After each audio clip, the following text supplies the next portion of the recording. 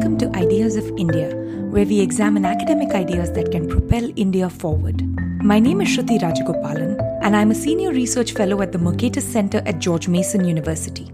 Today we start the 2022 Job Market series, where I speak with young scholars entering the academic job market about their latest research. I spoke with Nishant Vats, a PhD candidate in finance at the Booth School of Business at University of Chicago. We discussed his job market paper co-authored with Pulak Ghosh titled Safety Nets, Credit and Productive Activity, Evidence from a Guaranteed Income Program for Small Entrepreneurs. We talked about the Pradhan Mantri Kisan Samman Nidhi and its impact on landowning farmers, especially credit, and also his work on political power sharing, firm entry, and economic growth.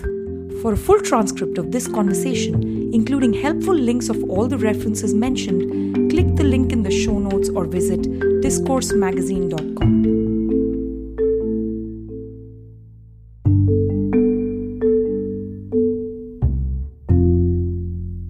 Hi Nishant, thank you so much for being here. This is such a pleasure. Thank you, Shruti, for having me here. I'm really excited to talk to you about my research.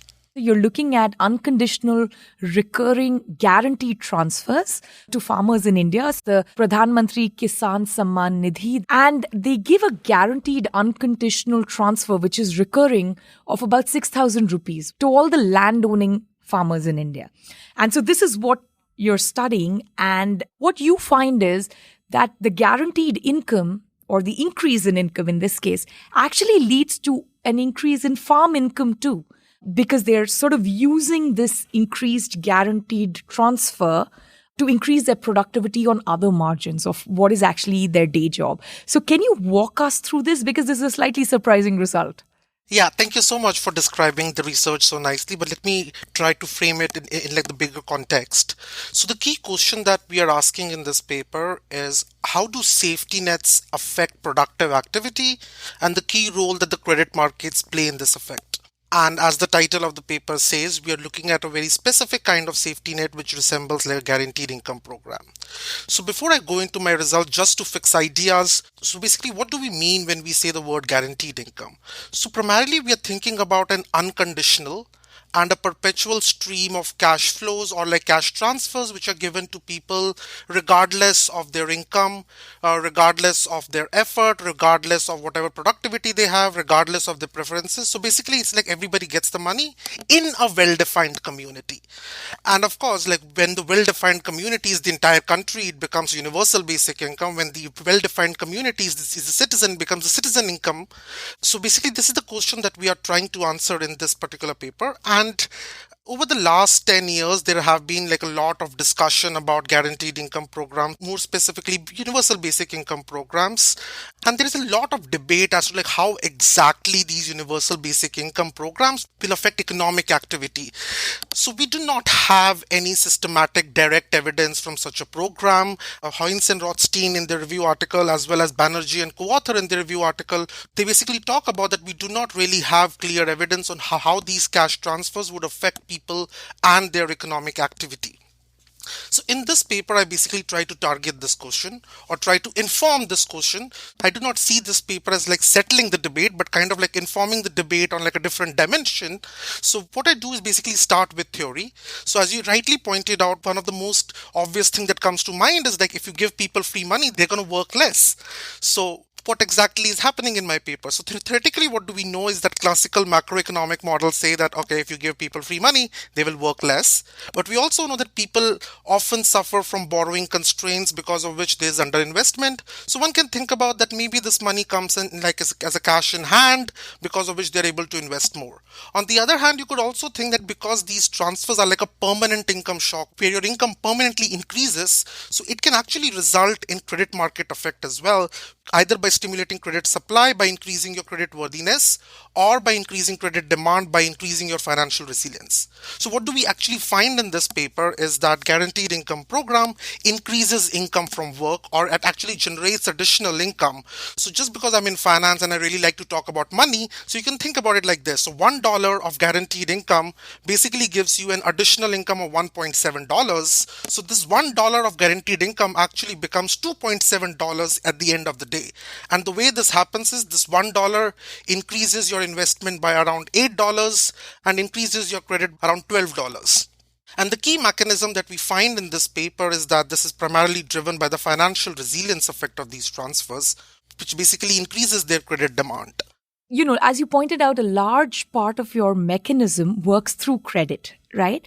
And I believe the credit multiplier that you find is 0.65, right? So a 100 rupee increase in income to the farmer means a 65 rupee bump, right, in credit. So that's basically what you guys are finding. So how does this exactly work? Is it because of the increase in income, the farmers are now more credit worthy, right? So it's sort of like, it's a supply side response, right, to the increased income? Or is it because the farmers are now more willing to take risk in the credit market? They're more willing to borrow because now they have this guaranteed stream of income, right? Which would be like sort of a demand side response if we had to make this distinction. So what is exactly going on to get you the additional 65 rupee effect for each increase in 100 rupees? So that's a very important question and something that we delve into like very deeply into the paper. So you're right. So theoretically, because it's a permanent income shock, your credit worthiness can increase, which can basically trigger a supply side response. On the other hand, it could trigger a demand side response because now you are much more well protected against risk. So you're much more willing to take risk and finance that risky economic activity using credit demand. So what do we actually find in this paper is that this particular money does not really raise credit worthiness in the short run. It actually operates via the credit demand channel. We really need to distinguish about the short run and the long run really over here. Say if you go to a banker and ask like, hey, I want a mortgage loan. So I actually tried this experiment. I actually went to my banker and asked them, okay, see, I'm at Booth. I'm a grad student right now. My stipend is meager, but after a year, what will happen is I will go into the market and by the historical records, I will at least earn $150,000 a year. Is it possible for you to basically give me loan against my future income? He laughed. He said, no, it's not possible. What happens is when you go to a bank, they will ask for your credit score, which again is based on your historical data, the amount of income that you're generating, which is again based on your historical data, and three, if you have any collateral, which again is based on historical data. So in the short run, it's like very difficult for credit market to actually respond to these kind of shocks because of these institutional frictions. So in the short run, it doesn't respond. Of course, in the long run, you will have a feedback effect. So for example, now because of your demand effect, you're able to increase your income, and as a result of your income, your credit worthiness even goes much up. However, we need to realize that there's like a causal chain over here. It's like first your demand increases and that triggers a supply side response. And in the short run, there's only demand side response. And in fact, just as a caveat of my paper, because the policy was launched in 2019 and in March of 2020, we were hit by COVID, I actually tried to restrict my analysis to normal time. So I only basically have like 1 year of post data. So in that data, I'm basically trying to do this short run analysis. And that's how I'm able to basically distinguish between credit supply and credit demand. Now that we know that this is coming from the demand side, what is a way to think about this kind of income from the point of view of the farmer? Do they view it as a form of insurance? Do they view themselves as now having a higher amount of liquidity and that's why they are more able to, take more risk and demand credit? How do the farmers view this, sudden increase in income? Absolutely, that's a great question. So I don't really distinguish so much between liquidity and insurance because of course, like if you have liquidity, you also have insurance. So the answer is this, that they actually think of this as insurance. And right now I'm conducting like a field survey where I'm collecting primary data from these farmers in India. And over there, it seems like to me from their responses that they are saying that their concern to meet basic needs in bad times really decreases. And by basic needs, I'm really talking about like food, clothing, and shelter. So like really small things. So basically you can think about a farmer. So she has some kind of a medical emergency or there's a drought in the area because of which she's concerned about meeting her basic needs. And this policy is really helping her out in terms of mitigating those concerns. So in a way, like you have like this safety net. So basically the way I think about this entire policy is like this. So you can think about a small entrepreneur trying to walk between two tall buildings on like a very tight rope. And this safety net is like some kind of like a cushion which is there. So if you fall, it's there to catch you and you don't die. No, that makes sense. And because the amounts are so small, that makes sense that this is the insurance against having to go without medicine or having to go without, basic food and clothing and so on. So, I want to go back to one of the bigger results that you find, which is very surprising, right? Normally, all the discussions about any kind of universal basic income or income guarantee is that it's going to make people lazy, unambitious, it's going to reduce the labor hours, it's going to reduce initiative and so on. And productivity, which is, one of the big effects. You don't find that at all in your study. Now, two questions related to that. Is it because the amount is so small, right? So we're basically talking about an additional 500 rupees a month. While that is very important when it comes to a cushion or, increasing liquidity and so on, it's not exactly something that a household can live off, right? So the substitution effect, understandably, is quite small. So that is one way of thinking about it. Is the other way of thinking about it that they're not yet used to this? Both the program was introduced so recently and your study looks at the immediate short-run effect, that if this went on in the longer run, that then you might find some effect on labor productivity. So what is a good way to think about your result? So that's a very important question. And I agree with your analysis to an extent. And let's try to take a step back and try to think about where does this entire idea of people becoming lazy comes from. So it comes from the classical macroeconomic models where we say that if you give people free money, they want to work less. And that basically assumes that this money does not change their marginal productivity. So in fact, Benjamin in his 1992 seminal work, he basically talks about this assumption, and it's like a very crucial assumption to generate this result. And recently we do have some work from Dean Carlin, Abhijit Banerjee and co-authors which try to investigate a very similar thing in Kenya, where they see that actually these transfers can have an effect on your physical stress, can have an effect on your nutrition, because of which they can actually affect marginal productivity of labor. So basically think like this. So say if I haven't eaten in a day and you want me to go and do physical work, or if I'm stressed about paying the education fees of my daughter, I might not be able to work so much. So there's like some kind of psychological and physiological productivity effect of cash transfers. Having said that, I think from the results that we know about from lottery winnings, so like there's some evidence on lottery winnings and the labor supply response in Sweden. So there's work by Matt Noto.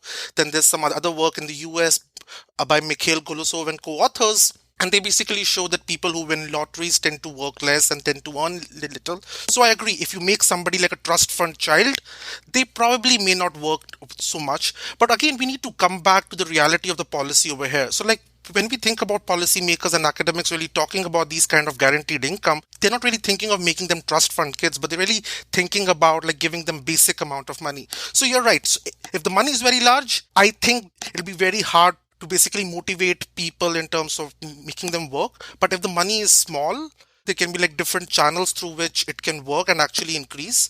And going back to your point about that, I basically show that it does not make people lazy. I would say that my result reject that hypothesis in a weak sense. And in my survey, I do find that 8% of the people do say that they actually reduced working.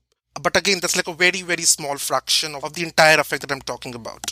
Now, I have a broader question, and this is very much about the Indian farm policy context, right? Or agricultural context. We've had, in previous economic surveys, for instance, one of the ideas that was floated was that for farmers, it is probably a good move to go into some form of universal basic income or quasi-universal basic income. And this can be funded by rolling back all the other subsidies, right? So now I'm thinking just about farmers and what kind of impact will this have? Because the interesting thing about the Pradhan Mantri Kisan Samman Nidhi is that it doesn't change any of the other subsidies. And this is an additional transfer that's given. It's also very small, right? So is this, on the other hand, if this is extended or if it is made larger, then it's a huge cost to the exchequer, right? It's not exactly sustainable. And agricultural subsidies in India are already about 2 to 2.25% of the GDP, if I'm not wrong. So what is a good way to think about a basic income guarantee for farmers and scaling the kind of policy that you studied? Is that feasible? Is that unfeasible? Can your paper inform us about this question at all? So there are two parts of this question. So let me try to talk about the first part first, which is like about substitution. So let's take a step back again and try to think about where does this idea of substitution come from. It's like we don't want to tell people that hey, go and take education, go to hospitals. We give them money and let them choose optimally among themselves that hey, I want education, I want hospitals. So that's like a very good hypothesis to have, or like a very good null to have if you're really dealing in like markets which are well developed. However, when you're thinking about developing countries where you may not have like a lot of private players in the education sector, in the health sector, it might be actually a very dangerous policy when you think about the substitution, because while you're giving people money to spend on health, they might not actually have healthcare centers, or they might not have enough private vendors to buy seeds or fertilizers or pesticides from. So the substitution is kind of like a tricky argument, especially in the context of emerging markets where the private markets are not so much well developed to basically fill that supply gap. So we have to be a bit careful when we are thinking about that substitution. In terms of scaling, so that's again like kind of a tricky argument, and it kind of relates back to your previous question. So like how large do we want to go? And I feel like to an extent that's a quantitative exercise.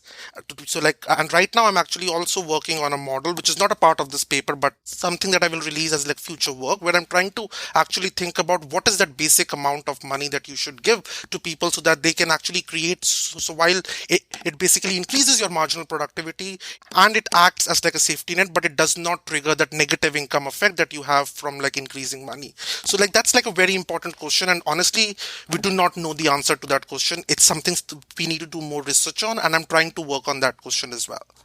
I think the way you're approaching both the questions, the big picture questions I asked, I can see where you're going with this. I look forward to reading that paper. Going back to your study, this particular intervention was only for landowning farmers, right? It was not for tenant farmers. Does that itself bias the study in any way? I'm asking for the following reason. Is the fact that the person who's receiving the income guarantee or, this additional source of money, is the fact that they are landowning a large part of the result coming through the credit markets? Is there something inherent about landowners as a group that they are more likely to become creditworthy, or they're already more creditworthy? Does it have to do with their social standing? Does it have to do with the fact that everyone in the village or town may know that this person is landowning, so they're a safer bet to give credit to? Is it that they're more risk-taking given that now they have the land and they have the insurance money? Or, this could also be driven by other social indicators like caste and so on, right? Typically, landowning castes are different from tenant caste, right? And typically they tend to be upper caste. Not always, but tends to be so. So what is a good way to think about the fact that this particular intervention only targeted the landowning farmers? So that's a very excellent question, and you're right. So like one of the obvious systematic differences between my treatment and control group is land ownership. And we all know that, so like if you go to credit markets and if you have a collateral, you're more likely to get a better loan. We need to think about what exactly did this policy really change. So basically this policy did not change the amount of land. They could go to the bank before, they could go to the bank after. So we need to distinguish between credit supply over here being a necessary condition or a sufficient condition. So this necessary condition, which is like ownership of land, so you have a collateral to give to the bank, was always there. However, this treated group was still not accessing those markets out of their own will. And that was because they were scared to take risks because they didn't know what would happen to them during bad times. And this policy basically just removes that particular friction. So you're right, in a way, this result is being generated because they have a borrowing capacity. But the point that I'm trying to say is like, okay, they have this unused borrowing capacity and now they're actually utilizing it, which is exactly what we would want.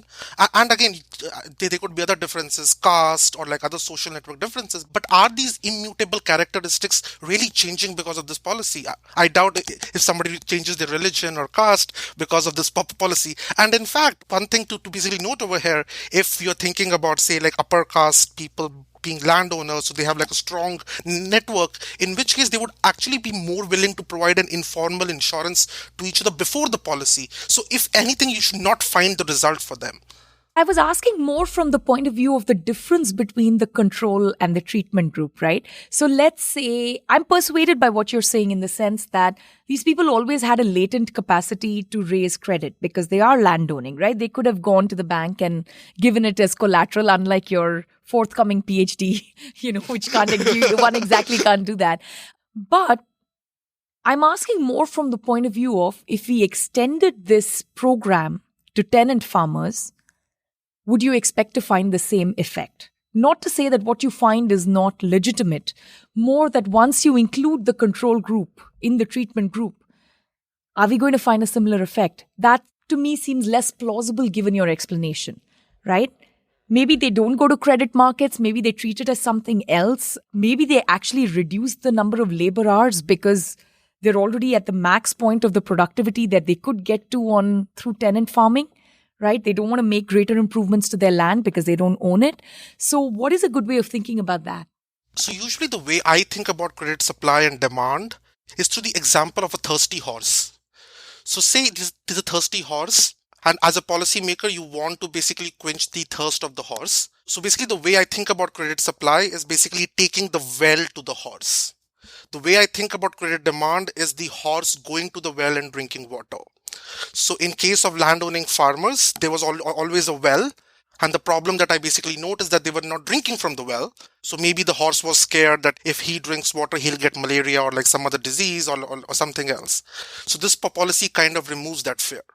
With landowning farmers, you may not have water in the well, which might be another problem. And that with tenant farmers, you mean? Yes. So with tenant farmers, you're saying there may be no water, there may be no well. So that question doesn't even arise. Yeah. So, and actually there's like one interesting test that I actually do in my sample of landowning farmers. So basically in credit markets, if you have had like a prior history of default, you can get excluded from the credit market. So you can think of them as like horse with like no well in the water. So I actually find for them, there is literally no effect. The effect basically comes from people who have access to the credit supply. So you have to think about the credit supply is a necessary condition. So you need water in the well to quench your thirst, but you really want to go over there and drink water. I think that's a fair way of thinking about this. So now, coming back to the control group, what's a way to think about that? If we did extend it to them, I know that's not in the paper, but what does your hunch say? How would it go? Would we know that it need not go through the credit mechanism, right? So what would you expect to find? Would you actually expect to find the typical result that they do reduce their labor hours? Would you expect that they are more risk-taking on a different margin, which is changing their profession or starting their own business or something else which is unrelated to land and increases in farm productivity? Which way do you think that trajectory will go? So one, as you rightly pointed out, it will depend on how much access they have to the credit. So let's assume as a baseline that they don't have any access to credit. So let's assume that as our baseline in order to answer this hypothetical question. So in that case, what could happen? We could also have the marginal productivity of labor effect, where now these farmers have this extra amount of money, so they have greater nutrition, they have lower amount of stress, which could basically have a positive effect on the marginal productivity. Is there a risk that this money might get wasted on things that we as a society might not think is right? Probably yes. Honestly, I don't know an exact answer to that question. To switch gears, what are some of the other projects that you're working on? So one of the other projects that I'm working on basically examines how does political power sharing affect economic activity. So in that paper, we basically exploit this haphazard overlap of administrative block boundaries and the assembly boundaries. And what we see is that changing the number of politicians governing a block basically has an effect on economic activity and firm entry. Specifically, we find that when you increase the number of politicians, firm entry as well as economic activity goes up.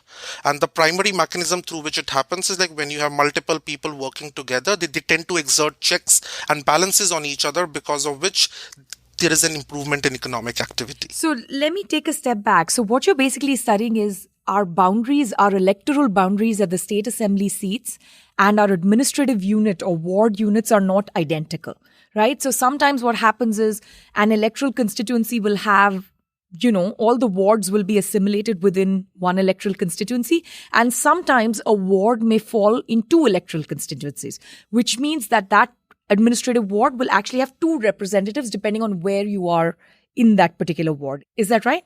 Yes, absolutely. That's exactly the right characterization of our experiment. Okay. So now what you find is that if there's only one MLA, right, per ward, there is a different result when it comes to firm entry and economic outcomes and economic growth relative to when a ward actually has two different elected officials, right? So that's the starting point of the experiment. So what is driving this result? Is it the fact that ward sizes in India and in general electoral sizes in India, constituency sizes are just so large that it's very difficult to pay attention to sort of, at the granular level. But when we are talking about this kind of contested wards, right, there's a ward that's not completely within your purview where there is more contestation because there is another elected official who's also governing a part of that ward. They are basically in a kind of political competition. So the politician decides to devote their resources, more of their resources and attention to that ward because the competition is very evident, right? Someone else could be doing better than you. Or is it that now there are two elected officials so they can monitor each other and they can check each other, and therefore, no one is going to throw in useless roadblocks and demand bribes and so on. What is driving this particular result? So in terms of like what's driving our results, so what we say is that it's actually the latter, which is the checks and balances story. So when you have multiple purposes, so say like you have like multiple cooks cooking the same broth. So the classical story has been that if multiple cooks are cooking the same broth, it's going to get spoiled. On the other hand, you could also say that, okay, one cook is trying to add like extra oregano or like extra chili and the other one will go and stop. Hey, don't do this.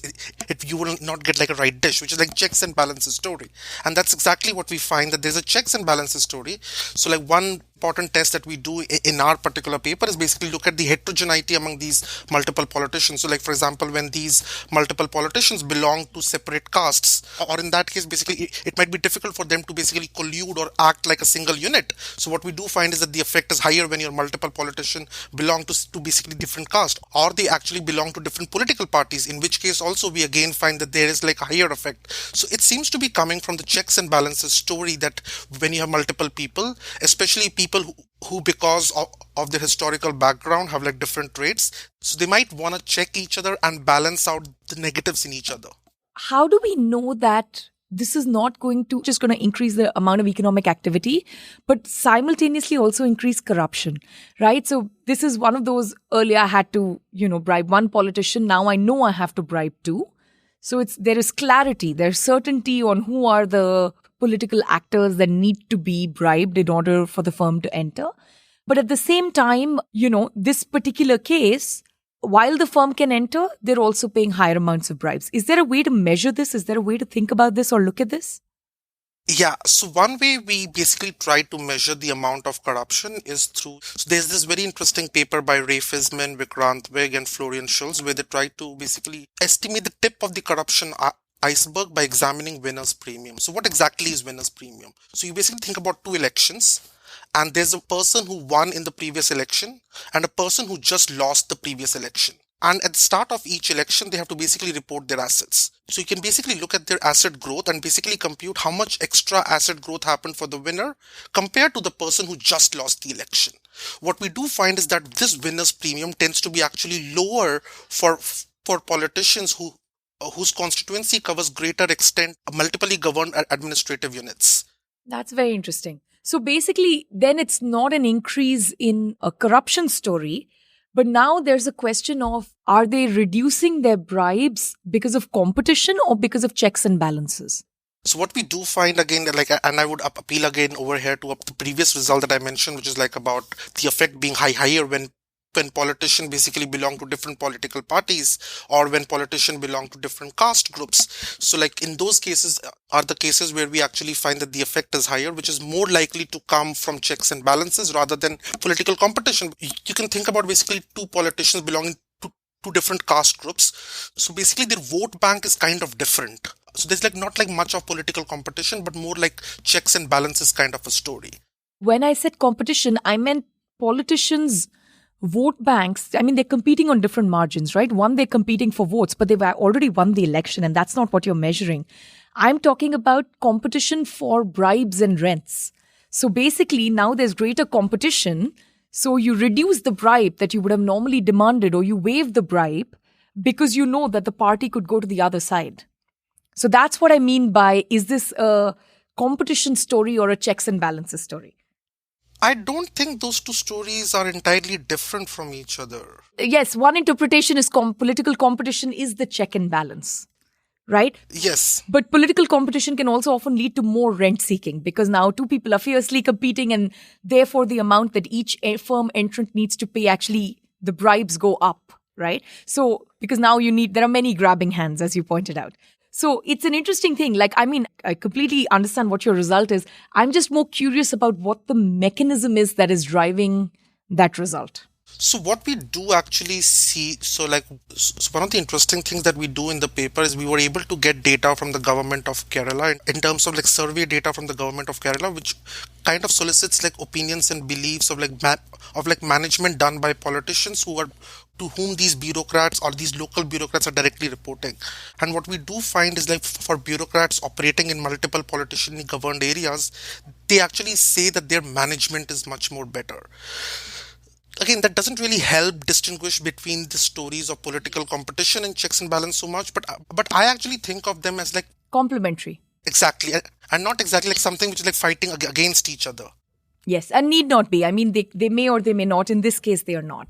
Another interesting way to test for that is by looking at if within the ward where you have, a ward that falls in two different electoral constituencies, also look at whether the member of parliament and also at the local level, the pradhan in the Panchayati Raj elections, are they from the same party? Are they from different parties?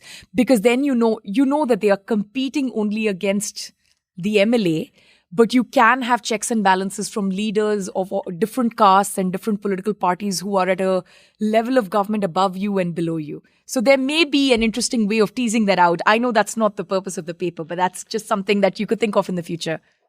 Actually, what you said is like a very interesting point and something again that I've been thinking about, which is like exactly the industrial organization of corruption. So how exactly corruption happens? Is it like a trickle up effect? It's like you give some amount of money to the local bureaucrat and the local bureaucrat basically passes it up and up. So if that is really the industrial organization of it, there is no political competition in terms of like getting more bribes. However, if the story is that you have to actually go and knock on like multiple windows, then there is indeed like the stories. And I think like that's like an interesting topic to basically study and basically identify like what exactly is the industrial organization, and that does have like implication of like how we think about corruption or how exactly corruption will happen in certain avenues. I think it's fascinating and maybe the topic for your next paper. You've done most of your doctoral work through the pandemic. What have you been up to? Has it gotten in the way of research? Have you spent it baking and binge watching like the rest of us? Like what's been happening? So pandemic was kind of difficult for me because I was in like a foreign country by myself. I had no family anywhere over here, and all my friends started to migrate from Chicago to basically to their home cities in the US. So I was like left all by myself in Chicago. So one good thing that happened to me after pandemic ended was basically I was able to talk to people in person, especially having in-person conversation with my advisor. In terms of binge watching, oh my God, I feel like Netflix and Hulu and all other things were like very bad for me during pandemic because all I did was like basically binge watch. So like most recently I've been watching this show called The Sandman. And I love that show. I will put it as one of your recommendations and I will make sure I watch it. I've heard very good things about Sandman. So I think I'll be interested in watching absolutely. That. But thank you so much for doing this. This was such a pleasure, Nishant. Same here. Thank you so much, Shruti. Ideas of India is produced by the Mercatus Center at George Mason University. If you enjoy this podcast, please subscribe on Apple Podcasts, Spotify, or your favorite podcast app. Help us grow by giving us a rating and leaving a review. Follow us on Twitter at @SRajagopalan and at Ideas of India. Also check out our initiative commemorating 30 years of India's market reforms at the 1991project.com.